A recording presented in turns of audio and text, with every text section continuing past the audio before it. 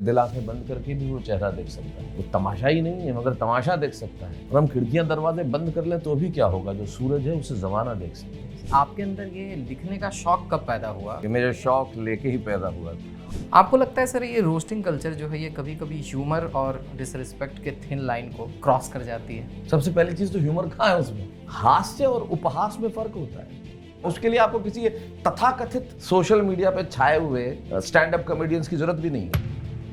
तू बुढ़ा, तेरी उम्र ऐसी, तू मर जा, ये ह्यूमर है? तुम्हें बहुत खूबसूरत नजर आ रही है, ये राहें तबाही के घर जा रही है। आज की जो जनरेशन है वो ये बोलती है हमारा लहजा ही वैसा हो गया है। हमारा लहजा ही वैसा हो गया, यही सबसे बड़ा खतरा है। वसीम बरेलवी कहते हैं, कौन सी बात कब कैसे कही जाती है, अगर ये सलीका हो तो हर बात सुनी जाती है। आपने 14-15 साल तक तारक मेहता का उल्टा चश्मा में काम किया, फिर उस ऑडियंस को क्या फील होता होगा कि जब अचानक उसको पता चलता है कि वो चेहरा उसे नहीं देखने को मिलेगा उसमें? जिंदगी की पाठशाला ने सिखाया है बहुत, और जो सिखाया है हमारे काम आया है। 1988 में एक दुखद दुर्घटना हो जाती है आपकी माता जी के साथ। ईश्वर ने उन्हें बचा लिया, लेकिन वो हमेशा के लिए बैसाखियों पे आ गई, अपाहिज हो गई। तो सारे सपने, किताब की पांडुलिपि, सब कुछ ताक पे रख दिया और वो बैग लेके निकल पड़ा दवाइयाँ बेचने के लिए। तो दुनिया चलाने वाला एक ऊपर बैठा है, उसका एक स्क्रिप्ट है जिसमें कॉमा फुल स्टॉप भी बदलता नहीं। बात उस इंसान की करते हैं जो आपको बबलू बुलाया करते थे, और जब उनके देहावसान पर आपने लिखा कि जिन कांधों पर बैठकर दुनिया देखी, आज उन्हें अपने कांधों पर दुनिया से विदा किया।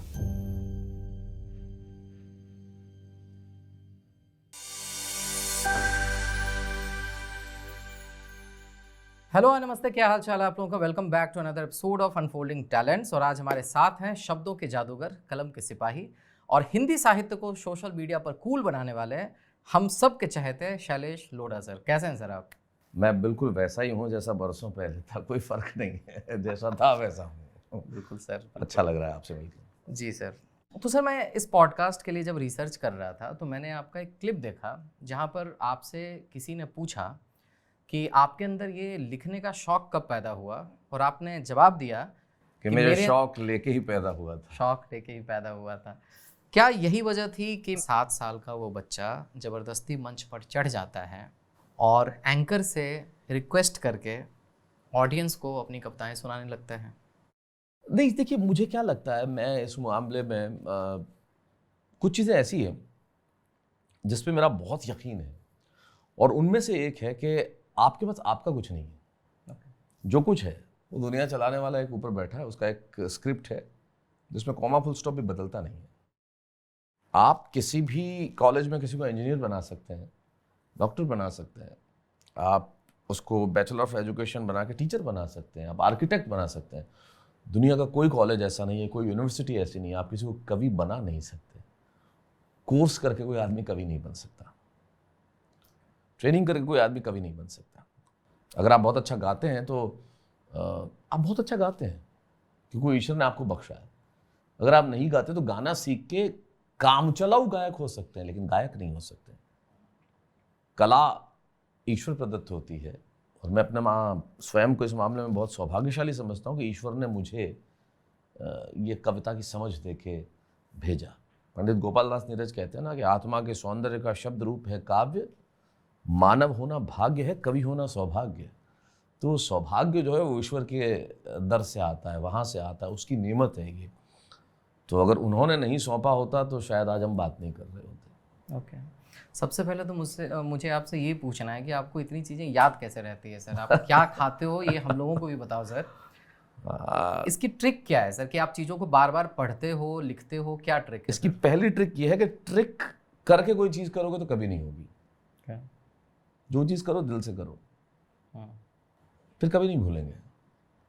रट के जो चीज़ें याद की जाए वो दिमाग में हो सकती हैं, दिल में नहीं होती। और जो चीज़ें दिल में होती हैं उन्हें रटने की जरूरत नहीं होती। क्या बात। आप पहाड़ दिल में नहीं रखते, दिमाग में रखते हैं। आप गुणनखंड दिल में नहीं रखते, दिमाग में रखते हैं। आप अल्फ़ाबेट्स दिल में नहीं रखते, दिमाग में रखते हैं। आप घरों के एड्रेस वो वहाँ रहता है यहाँ रहता है दिल में नहीं रखते, दिमाग में रखते हैं। लेकिन आप शायरी दिल में रखते हैं, कविताएं दिल में रखते हैं, प्रेम दिल में रखते हैं, लगाव दिल में रखते हैं। जिस चीज़ को इमोशन समझ लिया जाए वो भूल ही नहीं जाती। क्या बात। तो सर, आपके जो चाहने वाले हैं वो आपको अभिनेता के तौर पर जानते हैं। अब आज की जो नई पीढ़ी है, ये जो भी आपके रील्स और शॉर्ट्स वायरल होते हैं, आपको पोएट के तौर पे जानती है। लेकिन बहुत कम लोग ये जानते हैं कि आपको ग्रेजुएशन के बाद दिल्ली यूनिवर्सिटी से हिंदी साहित्य में हायर स्टडीज़ करना था, एमए करना था, जी बिल्कुल, किताबें लिखनी थी और साहित्य के क्षेत्र में अपना नाम कमाना था। लेकिन फिर 1988 में एक दुखद दुर्घटना हो जाती है आपकी माता जी के साथ, एक्सीडेंट हो गया जो फिर आपकी ज़िंदगी की दिशा और दशा को बदल देती है। जी, राइट, बिल्कुल सही कहा। कैसे उस पीरियड को आप देखते हैं सर?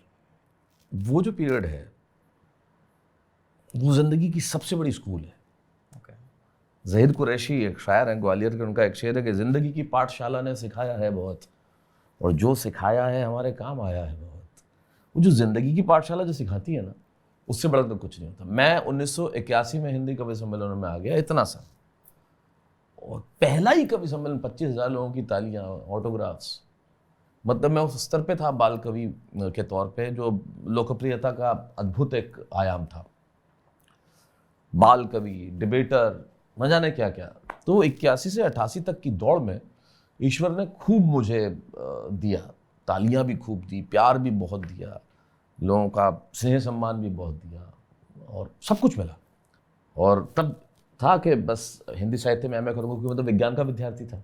अच्छा। मैं बॉटनी, केमिस्ट्री, जूलॉजी पढ़ता था, लेकिन मन में तो भाषा के प्रति अनुराग और लगाव। तो मैंने कहा मैं हिंदी साहित्य में एमए करूँगा और एनएसडी में चला जाऊँगा। ये सारे ख्वाब जो होते हैं, लेकिन इंसान के हाथ में अगर ख्वाबों को सच करना होता तो फिर बात ही क्या थी। तो ये 88 में जब मैं ग्रेजुएट हुआ, और ये उसी दौर की बात है, मेरी मदर का एक्सीडेंट हुआ, ईश्वर ने उन्हें बचा लिया, उन्हें शतायु करे, लेकिन वो हमेशा के लिए बैसाखियों पे आ गई, अपाहिज हो गई और बिस्तर में ही रही 1.5-2 साल, 2.5 साल। उसके बाद अभी भी वो बैसाखियों पे ही हैं। लेकिन तब मुझे लगा कि अब मतलब काम करना चाहिए, सब हो गया।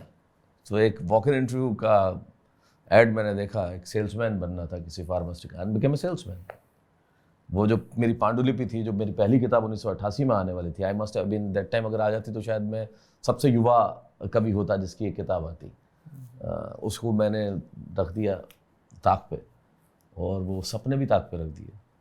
तो सारे सपने, किताब की पांडुलिपि, सब कुछ ताक पे रख दिया, और वो बैग लेके निकल पड़ा दवाइयाँ बेचने के लिए, और बेचता रहा दुकान दुकान जाके, और कई बरस किया।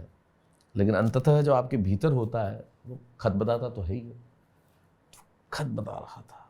लेकिन फिर वही, वो जब तक वो नहीं चाहेगा, मैं यहाँ आपके पास भी नहीं आ सकता था खाता पर से। बिल्कुल बिल्कुल। तो 1995 में मेरी किताब फिर आई, तो मत पढ़ो मेरी कविताएं, और मंच थोड़े बहुत तो मतलब जो उसके बाद के गैप में, जैसा 81 से 88 था वैसा तो नहीं हुआ, तब तो बड़ी बात ही अलग थी, लेकिन हाँ था। और फिर आप ये समझो 1985 देखो होता है ना कि ईश्वर ने उंगली थामी फिर से, और फिर जो मंच पे लेके आया ईश्वर, देन रेस्ट इज हिस्ट्री। उसके बाद जो है मंच ने, श्रोताओं ने इतना प्यार, इतनी मोहब्बत दी, बाएं फैला के मैं आज आपके सामने बैठा हूँ। तो प्रतिभा और नदी के धार को आप रोक नहीं सकते हैं। नहीं सर, कैद करें आप, उसको कैसे रोकेंगे आप मुझे बताइए, कैसे? नदी की धार पे तो आप बांध बना लेंगे, तो उसको थाम भी सकते हैं। खुशबुएं जो होती है ना, वो मुट्ठियों में कैद नहीं होती है, निकल ही जाता है। राइट, निकल जाएगा। किसी शायर ने खूब कहा कि दिल आंखें बंद करके भी वो चेहरा देख सकता है, वो तमाशा ही नहीं है मगर तमाशा देख सकता है। और हम खिड़कियां दरवाजे बंद कर लें तो भी क्या होगा, जो सूरज है उसे ज़माना देख सकता है। तो निकल के आता है वो, तो महक जो है वो कहीं से भी निकल आएगी, आप कैद नहीं कर पाएंगे। लेकिन ये किसी व्यक्ति का अपने पे ये गुमान नहीं होना चाहिए, मैं शब्द तो है ही नहीं दुनिया में, मैं कौन? मेरी पैदाइश मेरे हाथ में नहीं, मतलब इंसान की पैदाइश उसके हाथ में नहीं है ना, किसी के हाथ में। आप कुछ तय थोड़ी करके आए हो इस दुनिया में, आप विभू बनेंगे, शैलेश बनेंगे, हमने तय किया था क्या? या तो हम पैदा हुए और बन गए क्योंकि उसने तय किया था। तो वही तय करता है कि आपको क्या करना है, मुझे क्या करना है। आप हमेशा से सर इतने ही पॉजिटिव थे सर? मुझे नहीं मालूम ये पॉजिटिव है या नहीं। क्योंकि आपके अंदर सर वो कड़वाहट नहीं आ पाई, जो मतलब जिस तरह से ज़िंदगी ने आपको रखा, और आपने, जैसा आपने बताया सर कि आपने अपने सपनों को ताक पे रख दिया, उस वक्त रख दिया था। उस वक्त रख दिया था, तो कहीं ना कहीं कड़वाहट आ जाती है ना ज़िंदगी के प्रति। जी, गुस्सा, फ्रस्ट्रेशन, कुंठा, इससे कैसे बच सकते हो? आप इंसान हो। आपको आई थी कभी सर? देखिए, अगर मैं ये कहूँ कि नहीं आई तो मैं कुछ महान ऐसा नहीं हूँ कि नहीं आई, लेकिन हाँ ये तो था ही कि यार जो आदमी 10-11 साल की उम्र से ऑटोग्राफ बांट रहा था, जो नेशनल डिबेट जीता हुआ, और उसके बाद वो बैग लेके खड़ा हुआ है कि वो सामने वाला मुस्कुरा दे तो मैं कहूँ सर मैं दवाई लेके आया हूँ, लेके जाए, और दिन में रोज करता था ऐसा 10 बार, तो डेफिनेटली कुंठाएं तो होती थी। लेकिन अगर मैं उस वक्त अपने कवि को साथ लेके जाता तो फिर वो नहीं कर पाता जो मैं कर रहा था, और उस वक्त वो जरूरी था मुझे करना, तो महीने के पैसे आ रहे थे उससे, तो किया। देखो, कुंठाएं आना बहुत स्वाभाविक है, आप उनसे डील कैसे करते हैं, ये सबसे बड़ी चीज है। आपकी माँ को इस बात का एहसास था कि कहीं ना कहीं मेरी परिस्थितियों की वजह से मेरा बच्चा जो है वो अपने सपनों से समझौता कर रहा है? नहीं, देखिए, ऐसी कोई फॉर्मल बातचीत जो है ना कि मैं वहां जाऊंगा, ये कर लूंगा, वो कर लूंगा, ऐसी हमारे जमाने में इस तरह की बातचीत होती नहीं थी पेरेंट्स। दोस्तों में अपन करता था ये वो कर लेंगे, ऐसा कर लेंगे, ये कर लेंगे, 4-5 दोस्त होते थे, अरे तू क्या कर रहा है, तू ये फॉर्म भरा है। उस जमाने में स्टाफ सर्विस सिलेक्शन होता था, एसएससी के फॉर्म भरे जाते थे, अभी भी चलता है सर। अभी भी है। तो इनकम टैक्स इंस्पेक्टर का फॉर्म भर रहे हो, तुम ये कर रहे हो। मेरे जो साथ के जो मेरे उस जमाने के लोग वो लगे हुए हैं कहीं कहीं कहीं कहीं, तो ये कर लेंगे वो। अच्छा, सबको ये था मैं कलाकार हूँ तो करूँगा कुछ कला के क्षेत्र में, लेकिन ऐसा करूँगा। तो ये देखो, ये एहसास आपको तब होता है जब आप वो एहसास कराते हो कि देखो मैं, जब आप फ्रस्ट्रेटेड घर आओ, मैं क्या था और मैं क्या कर रहा हूँ, मैं क्या, राइट। अगर आप ये करोगे और किसी को एहसास कराओगे तो बात होगी, ठीक है। They found me very happy, हाँ कर रहा था, और एक्चुअली आई वाज हैप्पी। मैं रीजन बताता हूँ, क्योंकि वो ट्रेनिंग दुनिया में आप करोड़ों अरबों रुपए देके पैदा नहीं कर सकते। जो डिस्ट्रीब्यूशन सिस्टम होता है एक कंपनी से लेके एक रिटेलर तक के माल जाने का, वो डिस्ट्रीब्यूशन सिस्टम आप वैसे नहीं सीख सकते। मैंने वहां बहुत सीखा, ऑब्जर्वेशंस बहुत सीखे। सेल्स आदमी को इतना कुछ सिखा देता है जिसकी हद नहीं है। आपको रिजेक्शन बहुत सिखा देता है, आपको टफ होना सिखा देता है। सो आई मीन, देखिए, जिंदगी में जो कुछ भी मिला आप उसने सिखाया मुझे। I am very proud of my this upbringing of the rural background, very proud of being salesman of a pharmaceutical company, very proud, because उसने मुझे सिखाया बहुत है, और वो काम आता है जिंदगी में, आपको पता ही नहीं चलता कि वो कब काम आ गया। सबकॉन्शियस माइंड में रहता है, हमेशा रहता है। सीखी हुई चीज कहीं जाती थोड़ी है। साइकिल चलाना एक बार सीख लो, भूलोगे थोड़ी जिंदगी भर। सीखी हुई चीज कहीं नहीं जाती। ओके। अनुभव हमेशा आपके साथ रहते हैं। तो सर आगे बढ़ते हैं सर। अब बात उस इंसान की करते हैं जो आपको बबलू बुलाया करते थे जी। और 11 साल का छोटा बच्चा शैलेश जब घर से 38 किलोमीटर दूर एक मंच पर कविता पाठ करने के लिए जाना चाहता था, और बिना कोई सवाल किए वो इंसान जब आपको उस मंच तक ले जाता था, और जब उनके देहावसान पर आपने लिखा कि जिन कांधों पर बैठकर दुनिया देखी, आज उन्हें अपने कांधों पर दुनिया से विदा किया।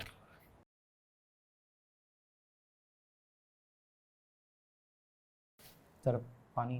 That's okay, that's fine. और मैं इसके लिए सॉरी भी नहीं हूँ, क्योंकि आंसू ताकत होती है।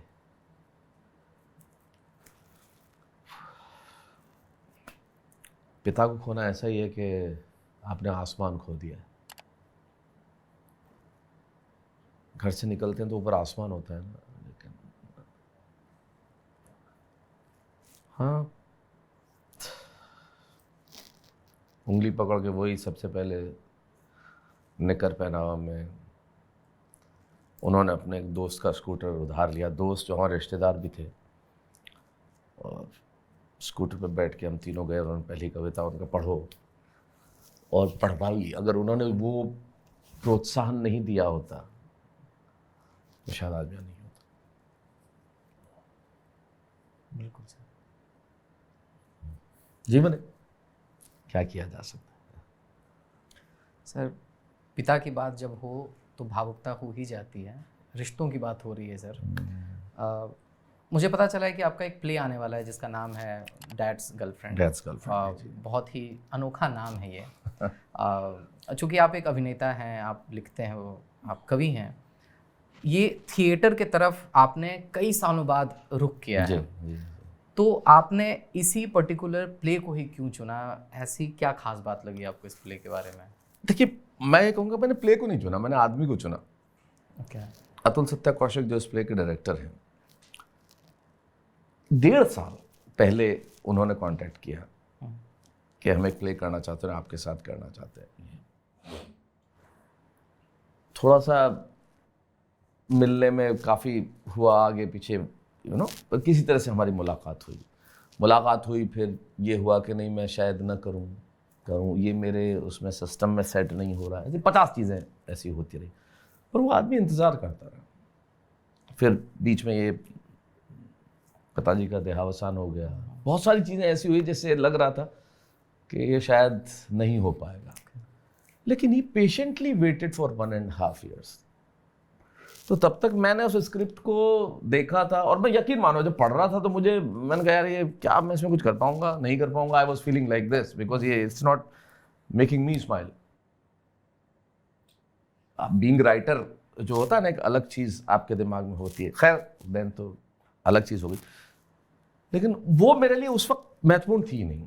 जो बैक एंड फोर्थ चल रहा था, उस व्यक्ति का परसेवरेंस जो है वो मुझे बहुत पसंद आया। मैंने कहा इसने 1.5 साल मेरे लिए इंतजार किया है, और वो भी बिना इरिटेट हुए। वरना तो यार आप भाव खा रहे हो, ठीक है मत करो, कोई और कर लेगा। Very easy no, it's very easy. आप नहीं करोगे, कोई और कर लेगा।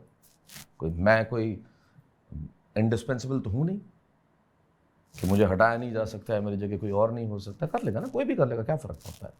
But he waited for that. So मैंने चुना व्यक्ति, उसके बाद हमने प्ले पे काम करना शुरू किया। Then I said okay come let's write it. अब हम इसको लिखते हैं, अब हम इसको ठीक करते हैं, अब इसको बेटर करते हैं, अब इसको बनाते हैं, पंच करते हैं। तो व्यक्ति को चुना मैंने, जिसका परिणाम ये प्ले है, डैड्स गर्लफ्रेंड। इसकी थीम अगर आप बता सके सर कि किसके अराउंड है, क्या है? एक लेखक है अनिमेश जिसका नाम है, और वो अपने परिवार से दूर है, बीवी से साथ नहीं रह पाया। बच्ची ये बड़ी हो गई, लेकिन इतनी बड़ी हो गई मिला नहीं। 26-27 साल में लौटता है, मिलता है, फिर ऐसी परिस्थितियां पैदा होती हैं कि उसकी ज़िंदगी में भी कोई और आ जाता है। So then how does it कैसे ये शेप लेता है, उन चीज़ों में से कैसे हंसी फूटती है, और उन चीज़ों से सबसे बड़ी चीज़ कैसे इमोशन बाहर आते हैं। तो ये कमाल का, लोग कहते हैं रोम कॉम, लेकिन ये रोम कॉम से ज़्यादा मैं कहूँगा ये है आंसू और हंसी, ये इन दोनों का मिश्रण है। ओके। तो इसके क्या डिफरेंट शोज रखे जाएंगे, या किस तरह से इसको अगर किसी को देखना आई एम श्योर अभी दिल्ली प्रीमियर है, हाँ। फिर बॉम्बे प्रीमियर है 20 दिन बाद। उसी तरह से फिर अगर लोगों की मोहब्बत मिली तो शहर दर शहर, मुल्क दर मुल्क ज़रूर जाया जाएगा। आपने मंच से डिफरेंट तरह की कविताएं आपने पढ़ी है सर। व्यंग एक ऐसी विधा है सर जो काफ़ी सालों से चलती आई है, लोग इसे इस्तेमाल करते हैं। आपने भी बहुत खूबसूरती से इसका इस्तेमाल किया है। लेकिन आज की जो जेनजी जनरेशन जो है, जो इसको व्यंग को अब रोस्टिंग कहती है, एक नया टर्म लोगों ने टैग दे दिया है। आपको लगता है सर ये रोस्टिंग कल्चर जो है ये कभी कभी ह्यूमर और डिसरिस्पेक्ट के थिन लाइन को क्रॉस कर जाती है? सबसे पहली चीज़ तो ह्यूमर कहाँ है उसमें? मतलब ह्यूमर सब ऐसा है कि आप अगर किसी की बेइज्जती कर रहे हो तो कोई दूसरा हंस रहा है, अगर तो ये ह्यूमर कहाँ हुआ? राइट। आप नाम बदल देंगे, आपने उसको रोस्टिंग। व्यंग्य बहुत अलग चीज है। ओके। व्यंग्य बहुत अलग चीज है। आप परसाई पढ़ें, आप शरद जोशी पढ़ें, आप रविन्द्रनाथ त्यागी पढ़ें, तब आपको लगेगा व्यंग्य क्या होता है। वो व्यंग्य है। निठल्ले की डायरी और ये सब में सारी आप चीजें पढ़ें, आप श्रीलाल शुक्ल राग दरबारी पढ़े, राग दरबारी, तब आपको लगा कि व्यंग्य क्या है। हास्य और उपहास में फर्क होता है। सबसे आसान काम अगर कोई हो सकता है तो वो उपहास करके हंसाना। अच्छा, सबसे आसान काम, किसी का मजाक उड़ा देंगे। उससे आसान, मैं आप छोड़िए ना, उसके लिए आपको किसी तथाकथित सोशल मीडिया पे छाए हुए स्टैंड अप कॉमेडियंस की जरूरत भी नहीं है। तथाकथित कहूंगा मैं, है ना, उनकी जरूरत है नहीं। इस देश में कोई आदमी सड़क पे जाता हुआ केले के छिलके से फिसल के गिर जाए, 3 लोग हंसने लगते हैं गिर गया। अब मुझे बताइए क्या था, तो उसको परेशानी हुई, हम हंस पड़े। उपहास हमेशा सैडिस्टिक होता है, उसको परेशानी, हम हंस रहे। ये रोस्टिंग, ये ह्यूमर है। आज से एक बहुत बड़े लेखक ब्रिटेन में एक बार किसी पार्टी में गए, तो घर से ऐसे ही सूट पहन के निकल गए, उन्हें ध्यान नहीं था, अपने मस्ती में रहते हैं कि पैंट में इतना बड़ा छेद है। अच्छा, तो गए तो एक संभ्रांत सी दिखने वाली महिला उनके पास पार्टी में आई और कहा, George don't you think your poverty is peeping out? George, तुम्हें क्या नहीं लगता कि तुम्हारी गरीबी बाहर झांक रही है? तो बड़ा उन्होंने अपने चेहरे का भाव बदले बिना बोला कि मैडम, क्या आपको ये नहीं लगता कि आपकी बेवकूफ़ी अंदर झांक रही है? योर स्टुपिडिटी इज पीपिंग इन। मेरे पैंट में छेद है, वो आपके हंसी का कारण कैसे हो सकता है? और उपहास में आप कर क्या रहे हैं? आप उसके व्यक्तित्व में छेद ही तो दिखा रहे हैं। आप उसके व्यक्तित्व की ये ऐसा, ये ऐसा, ये ऐसा, वो वैसा, सबसे आसान है। सबसे आसानी वही होता है, उसमें ह्यूमर नहीं है, उसमें ह्यूमर है ही नहीं। लेकिन समस्या ये है कि हम इस तेज गति से मीडियोकर हो रहे हैं देश में, और ह्यूमर के लिए इंटेलिजेंस होना ज़रूरी है। समस्या ये है कि हमारी इंटेलिजेंस जो है वो सिर्फ उतनी सी रह गई कि आप फ़ोन इस्तेमाल अच्छा करते हैं तो मतलब आप इंटेलिजेंट हैं, आप कंप्यूटर अच्छा इस्तेमाल करते हैं तो आप इंटेलिजेंट हैं। हमारी इंटेलिजेंस सिर्फ तकनीक आधारित रह गई है। अगर आप तकनीक बहुत अच्छी इस्तेमाल कर रहे हैं मतलब आप बहुत इंटेलिजेंट हैं। क्या बढ़िया एडिट करता है यार, क्या यूट्यूब पे वीडियो डालता है यार, क्या बात है यार, तो आप बहुत बढ़िया इंटेलिजेंट, क्या बढ़िया फोटो खींच के इसने पीछे से बैकग्राउंड चेंज कर दिया, मतलब वो इंटेलिजेंट है। सारी चीज़ें जो सोशल मीडिया और फ़ोन पे आधारित है, अगर आप वो ठीक कर लेते हैं तो आप इंटेलिजेंट मान लिए जाएंगे। बाकी पीढ़ी को उठा के पूछो कि बताइए कि भारतीय संविधान में कितने अनुच्छेद है, तो कहेंगे हमें क्या फ़र्क पड़ता है, कंधे उचका देंगे। और मुझे सबसे बड़ी समस्या इसी बात की है कि दिक्कत ये हुई है हम लोगों में आज के ज़माने में कि लोग कुछ जानते थे। अहंकार तो किसी भी चीज़ में नहीं होना चाहिए, जानने के बावजूद भी जानते तो अहंकार करते थे। लेकिन सबसे बड़ी समस्या ये है, मैं पहली बार देख रहा हूं इस देश में अज्ञान का अहंकार जो फैला है। अज्ञान होते हुए भी अहंकार, क्योंकि हम क्या जानते हैं, हम सोशल मीडिया जानते हैं, हम फोन पे एडिट करना जानते हैं, हम गालियां देना जानते हैं स्टेज पे। ये तो है सर। नित्यानंद तुषार एक शायर है गाजियाबाद के, उनका एक शेर है कि तुम्हें बहुत खूबसूरत नजर आ रही हैं, ये राहें तबाही के घर जा रही हैं। तो बस यही करना है हमें, है ना। तू बुढ़ा, तेरी उम्र ऐसी, तू ये, तू वो, तू मर जा, ये रोस्टिंग। और व्यक्तिगत कटाक्ष भी किए जाते हैं सर, जो कि व्यंग ठीक है ना, आप व्यंग बहुत अच्छी चीज है। व्यंग जो है वो चार्ली चैपलिन की आप फिल्में देखिए ना, उसमें कोई संवाद है ही नहीं ना, लेकिन आप सब समझ जाते हैं। एक आंख में हंसी और एक आंख में आंसू का इससे अद्भुत उदाहरण आपको नहीं मिलेगा। व्यंग बहुत समृद्ध होता है, उपहास बहुत आसान होता है। भाषा जब नहीं होती ना तब आप गालियां बोलना शुरू कर देते हैं। और मुझे समझ में नहीं आता कि गालियों पे हंसते कैसे हैं लोग, और जहां भी उनको लगता है कि अब हंसी नहीं आ रही, 2 गाली फंसा दो। लेकिन सर आज की जो जनरेशन है वो ये बोलती है कि हमारा लहजा ही वैसा हो गया है, तो जब गालियों का इस्तेमाल होता है तो हमारा लहजा ही वैसा हो गया, यही सबसे बड़ा खतरा है। यही सबसे बड़ा खतरा है कि गाली गाली नहीं रही। और ये तमाम वो लोग जो मंच पे गालियां देकर, देखो वो कुतर्क में क्या कहते हैं कि साहब जिंदगी में लोग गालियां नहीं देते क्या? जिंदगी में तो बहुत सारी चीजें करते हैं, but that doesn't mean that should be done. मंच पे गालियां देकर जो लोग गाली को आपकी भाषा में समाहित करने का ये जो कुत्सित प्रयास चल रहा है, इससे खराब कुछ नहीं हो सकता। हमारी तो भाषा ही ऐसी है कि आपके, अच्छा मुझे एक बात बताइए, जितने लोग कहते हैं हमारी भाषा ऐसी कि घर में बोलते हैं, फिर घर में क्यों नहीं बोलते? जितने लोग ये कहते हैं कि हमारी भाषा ही ऐसी हो गई है, वो घर में नहीं बोलते ना, क्योंकि उन्हें भी पता है ये वो जगह है जहां नहीं बोला जा सकता। How can we do that? कुछ लोग सर बोलते हैं कि हमारे श्रुति परंपरा का भी हिस्सा है, जैसे बनारस हो गया, या कुछ कुछ साहित्य भी है। बनारस में वो एक दिन होली का वो जो एक कार्यक्रम हुआ करता था एक जमाने में, मैंने देखा नहीं, मैंने सुना है बस उसके बारे में शायद ऐसा। लेकिन श्रुति परंपरा का ऐसा देखो, आप जो ये बात करोगे जीवन में गालियां होती है ना, हाँ, लोग देते हैं, लेकिन मंच पर जाकर उसको कब कहाँ, हाँ कब कहाँ, ये वसीम बरेलवी कहते हैं कौन सी बात कब कैसे कही जाती है, अगर ये सलीका हो तो हर बात सुनी जाती है। कब और कहाँ? सो आपको लगता है सर कि जिस तरह से साहित्य की बात होती थी एक वक्त में, दिनकर को लोग पढ़ते थे, जनरेशन आप लोगों ने, हम मतलब मैं भी थोड़ा बहुत पढ़ा हूँ सर, लेकिन आप लोगों के जनरेशन ने ज़्यादा पढ़ा, प्रेमचंद को पढ़ा, दिनकर को पढ़ा, रेणु को पढ़ा। आज की जो जनरेशन है वो रील्स को पढ़ती है, शॉर्ट्स को पढ़ती है, वो उसी में देखकर अपनी आइडियोलॉजी बनाती है। कि सबसे बड़ी दिक्कत यही हुई ना विभू जी, कि छपे हुए अक्षरों से सरोकार खत्म हो गया।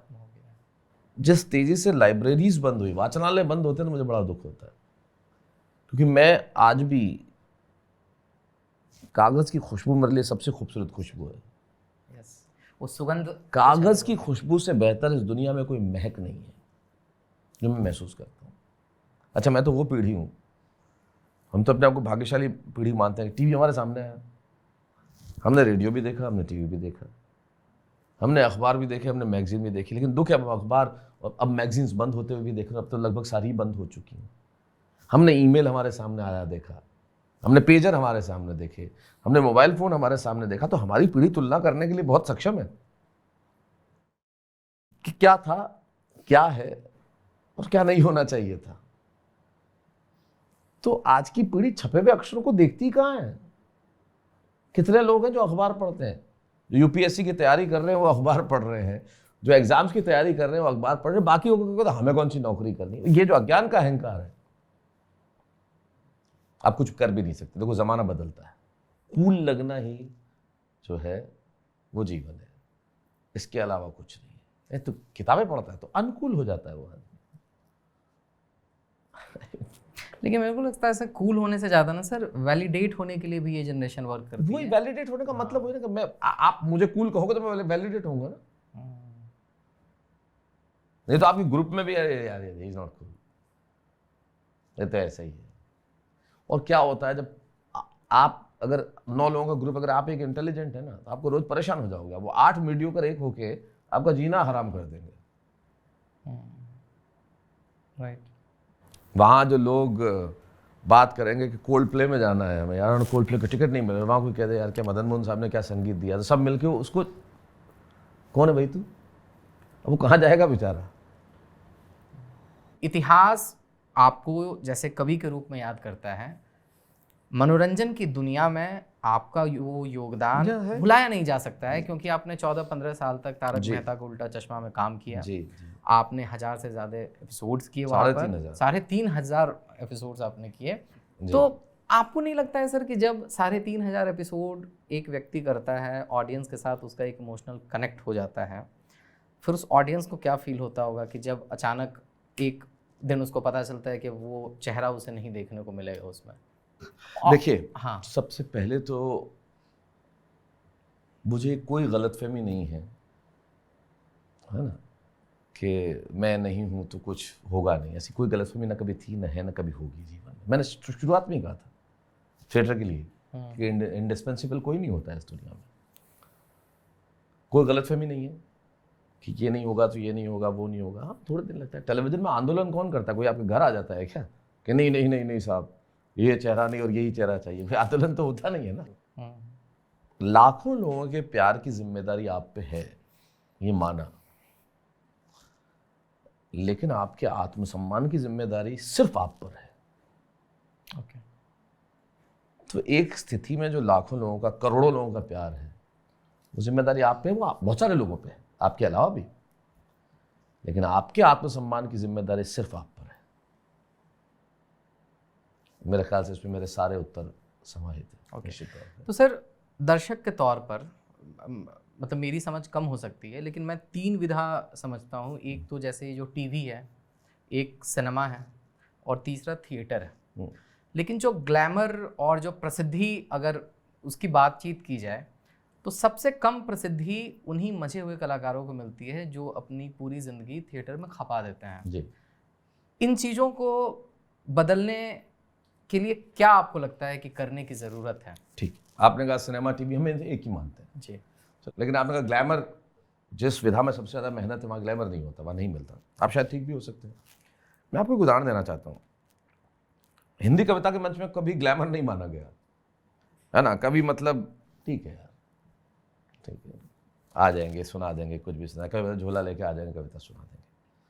लेकिन आज वो व्यक्ति आपके सामने बैठा है, जैसे जो ग्लैमर मिला वो हिंदी कविता की वजह से मिला। लोग कहते हैं कि आपने हिंदी कविता का ऐसा स्वरूप बना दिया है, गलत है।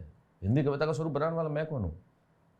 मैंने हिंदी कविता का कोई स्वरूप नहीं बनाया, हिंदी कविता ने मेरा यह स्वरूप बनाया। तो जब हम हिंदी कविता के अंदर ऐसा ग्लैमर हो सकता है कि आज लाखों रुपए लेके लोग आपको सुनने के लिए बेताब है, पूरी दुनिया आपको सुनने के लिए बेताब है, लोग आपकी कविताओं की लाइन याद कर रहे हैं, तो ग्लैमर विधा कम होता नहीं है। ग्लैमर अलग चीज है। सिनेमा में ऐसे करोड़ों लाखों लोग हैं जिन्होंने काम किया, जिन्हें कोई ग्लैमर नहीं मिला, कोई ग्लैमर नहीं मिला। संख्या, ग्लैमर कैसे होता? संख्या, थिएटर जब आप करते हैं एक हॉल में 300 लोग देखते हैं। जब सिनेमा रिलीज होता है, फ्लॉप सिनेमा भी लाखों लोग देखते हैं। तो आप लाखों लोगों में एक बार में पहचाने जा रहे हैं, आप 300 लोगों में एक बार पहचाने जा रहे हैं। ग्लैमर आता कहां से? Face value. आप अच्छे अभिनेता हैं या नहीं, सब सेकेंडरी है। आप अच्छे लेखक हैं या नहीं, सब सेकेंडरी है। आप अच्छे कवि हैं या नहीं, सब सेकेंडरी है। सबसे पहले फेस वैल्यू। बच्चन साहब तो कमाल के अभिनेता हैं, कोई कहने की बात ही नहीं है। लेकिन ऐसे बहुत सारे अभिनेता हैं जो कमाल के नहीं हो, लेकिन उनके पास ग्लैमर बहुत है। फेस वैल्यू है ना। आप 300 लोगों में शो कर रहे हो, 300 लोग चले गए, फेस वैल्यू। आप एक हिंदी सिनेमा कर रहे हो, हमेशा के लिए पर्दे पे हो ना, वो लाखों लोग बार बार देखते रहेंगे, तो फेस वैल्यू बनेगी। आप अपने दूरदर्शन के जमाने को याद कीजिए, जब न्यूज रीडर स्टार हुआ करते थे। पूरा देश जानता था कि जेवी रमन कौन है, या सलमा सुल्तान कौन है, या अविनाश कौर सरीन कौन है, क्योंकि उस जमाने में पर्दे पे वही नजर आते थे, फेस वैल्यू। अब वहां कौन सी विधा थी? समाचार वाचन ही तो थी। जितने ज्यादा लोगों तक नाम और चेहरा पहुंचेगा, वो अपने आप आपके लिए फेस वैल्यू। अब आप देखिए ना, 20-20 सेकंड की रील बनाने वाले लोग सही बात है सर। वो आजकल पीते पीते काट रहे हैं, उद्घाटन कर रहे हैं। सर, अभी मेरी बातचीत हो रही थी एक OTT के ही अभिनेता से, और वो बोले कि वहाँ पे OTT की जो कास्टिंग होती है ना, अब उसमें भी पहले यही देखा जा रहा है कि किसके कितने फॉलोअर्स हैं। आप अच्छे अभिनेता हो या नहीं, इससे फर्क नहीं पड़ता है। तो आप देखिए ना, तो बहुत सिंपल सी चीज है। अगर आप ये सोच के किसी क्षेत्र में जा रहे हो कि मुझे ग्लैमर मिलेगा या नहीं मिलेगा, तो आप तय नहीं कर सकते। सोच के ये जाओ कि मुझे संतुष्टि मिलेगी या नहीं मिलेगी। आप सर अभी लाइफ में संतुष्ट हैं सर? देखिए, गांव में पला हुआ लड़का जो हिंदी कवि सम्मेलन में आपने हिंदी कवि सम्मेलन का स्टार बनाया, टेलीविजन पे इतना काम किया। अब संभवतः इस इंडस्ट्री में बहुत कम अभिनेता होंगे, मुझे तो लगता भी नहीं ज़्यादा। मेरे पास अलग अलग टेलीविजन शो के लगभग 5000 एपिसोड है। तो किसको ईश्वर ने मौका दिया ना। आपने कविता की, आपने होस्टिंग की, आपने कविता के शो होस्ट किए, आपने अभिनय किया, आप थिएटर कर रहे हो, तो ये तो उसी की नेमत है ना। राइट। वरना आप कितने 140 करोड़ लोगों में से कितने लोग हैं विभू जिनका इंटरव्यू आप लेंगे यहां बैठ के? कितने लोग हैं लोग जिनके साथ फोटो खिंचाते होंगे या ऑटोग्राफ लेते होंगे? कितने लोग हैं जो सबसे बड़ी चीज, जो अपने मन का काम कर रहे हैं, जो वो करना चाहते हैं? जो आदमी मिठाई बेचता है सोच रहा है कहाँ फंस गया यार, मैं तो बढ़िया सरकारी नौकरी करना चाहता था। तो सरकारी दफ्तर में बैठा सोचता है यार ये कहाँ आ गया, मुझे तो व्यापार करना था। जो व्यापार कर रहा है वो सोच रहा है यार मेरे पिताजी ने मुझे जाने नहीं दिया, मुझे तो एक्टिंग करनी थी। जो एक्टिंग कर रहा है वह सोच रहा है कि यार ये क्या 2-2 हज़ार रुपये रोज़ के लिए हम मर रहे हैं, इससे तो घर में अपन बैठते बढ़िया अपने पिताजी की दुकान संभाल लेते हैं। अगर आदमी हर जगह कुंठा पालते हुए चलते हुए लोग हैं, वहाँ 140 करोड़ लोगों में से आप और मैं उन लोगों में से, उन खुशकिस्मत लोगों में से हैं जिन्हें ईश्वर ने वो दिया है जो वो करना चाहते हैं, तो इससे बड़ी चीज़ क्या होगी? सही बात है। मेरी 4 पंक्तियां, एक बार मैंने कहा था सपने ले लिए, सिसकियां दे दी, हौसला ना दिया, हिचकियां दे दी, और तेरे यहां भी लफ्जों के माने अजीब हैं। ये तूने किस तरह की खुशियां दे दी? सुविधाओं को खुशियां समझ लिया लोगों ने। आप सर ओटीटी पे क्यों नहीं काम कर रहे हैं सर? क्योंकि मैं ये मानने को तैयार नहीं हूँ कि आपके पास ऑफर नहीं आए होंगे सर। नहीं आए आपके ऑफर? अरे नहीं सर, ये कुछ रीजन रहा होगा फिर, जैसे वही क्योंकि आजकल ओटीटी में गालियां हो गई हैं, भाषा वही जी, लगता है ऐसा। देखें कुछ अच्छा अगर आ जाए तो शायद इसके बाद तो करेंगे जरूर। बट सर आप सर इतने टैलेंटेड हैं सर, आप लिखते अच्छे हो, अच्छा हो सर इतना, आपको कभी नहीं लगता है कि खुद के लिए कुछ लिखना चाहिए? और ओटीटी में लोगों को एक आलसी बहुत हो। क्या बात कर सर? मैं भव्य आलसी व्यक्ति हूँ। अच्छा, भव्य एकदम। मतलब अभी मेरे थिएटर वाले कभी कहते हैं कि सर जो हम अपनी रिहर्सल फर्स्ट हाफ में रख दे, तो मैं कहता हूँ फर्स्ट हाफ क्या होता है? इस तरह का आलस्य मुझ में भरा हुआ है। कितने बजे सो के उठते हो सर आप? आप कितने बजे उठते हो? मैं सर 8 बजे उठता हूँ। 8 बजे उठते हो, तो आपसे 2-2.5 घंटे पहले मैं सोता हूँ। मतलब काम करते हो सर आप? नहीं, कुछ काम, आलस्य यार, आई एम संपूर्ण आलस्य, उसमें कोई शक नहीं। मैं आलसी व्यक्ति हूँ लिखने के लिए, और थोड़ा सा इनडिसिप्लिन भी हूँ। लिखने में क्या है, मुझे बिहाइंड कैमरा जो है that doesn't attract me much. बहुत सारे मित्र हैं जो मिलते हैं, कहते हैं यार हमारे लिए कर दो, ये लिख दो, वो कर दो। लेकिन अभी जैसे ये जो प्ले कर रहे हैं, तो इसमें बहुत सारी जगह जो है वो लिखाई भी की, थोड़ा बहुत उसे ऊपर नीचे करना था तो वो भी किया। लेकिन अदरवाइज कि खुद के लिए लिख के खुद ये बनाओ, वो मुझसे नहीं होगा। मैं कभी प्रोड्यूसर बन जाऊँ, ये कभी नहीं होगा। मैं इतना प्रतिभाशाली नहीं हूँ कि डायरेक्टर बन जाऊँ। तो ये मुझे तो ये काम आता है, मैं करता हूँ बस। हमारा पैगाम मोहब्बत है, जहाँ तक पहुँचे। सर मेरी उम्मीद है सर कि वो पैगाम आपका पहुँचे सर, और पहुँच ही चुका है सर। तो बहुत बहुत शुक्रिया सर कि आपने वक्त निकाला सर। आई होप आपको अच्छा लगा हो। खुशी नहीं, मुझे बहुत अच्छा लगा, बड़ी खुशी हुई। मैं बचता हूँ थोड़ा पॉडकास्ट से, लेकिन अभी ज़रूरी था। बहुत धन्यवाद sir. Thank you Abu, thank you very much, thank you. मैं डिजिटल कमेंट्री में बातचीत करने के लिए आया हूँ, तो अब जाहिर है कि मैं आपसे कहूँगा ही सब्सक्राइब कीजिए।